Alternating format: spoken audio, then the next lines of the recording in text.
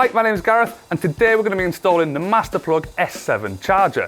This is a Type 2 socketed outlet charger and we've also got a tethered T7 available as well.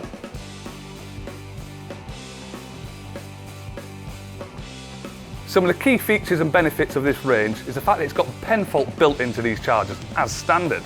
That means you've got no earth rods to go into the ground and it's not a messy installation.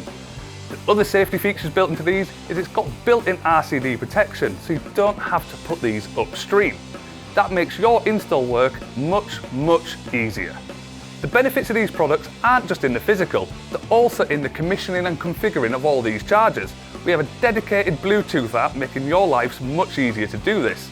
And not only that, the end user app, which is Monta, gives them access to not only their home charger, but thousands of public access chargers across the entire country. Inside the box, you'll see the Quick Start Guide. This has all your QR codes you'll need, from the installer app to the mobile-friendly user manual as well. You'll see the charger itself, which situated just behind the charger has these two accessory bags, which will give you all the fixtures and fixings you need to make sure you have a successful install. Once the cable's in place, we're going to take the fixings template against the wall and mark our holes out to make sure we have decent, suitable fixings for this charger to fasten to. The next thing we're going to do is drill the back box to suit the fixings, and then once we do that, we're going to drill the cable entry. On these chargers, you've got three options. You've got one on the right hand side here, you've got one on the left that we're going to be using to utilise the cord grip, and then you've also got one on the rear that you can use to hide your cables completely. Once you have all your holes drilled, you're going to either use the blind grommet or the stuffing gland that's provided in the accessory pack to get your installation cables into the back box. You'll then take the sealing washers from the accessory pack and use them with suitable fixings to mount the back plate to your wall.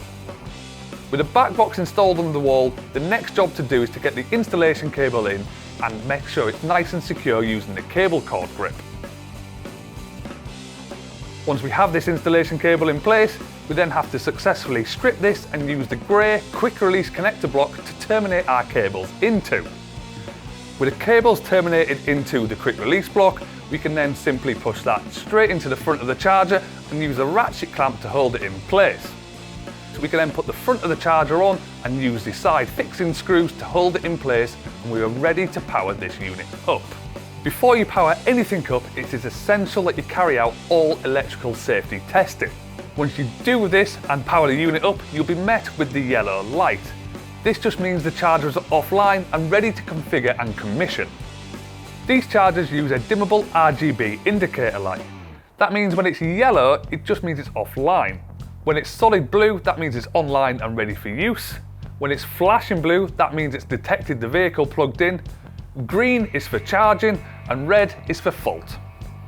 So now that the charger's successfully configured and online, the next thing we're going to do is take the Quick Start Guide on the reverse page and get the customer set up on Monta.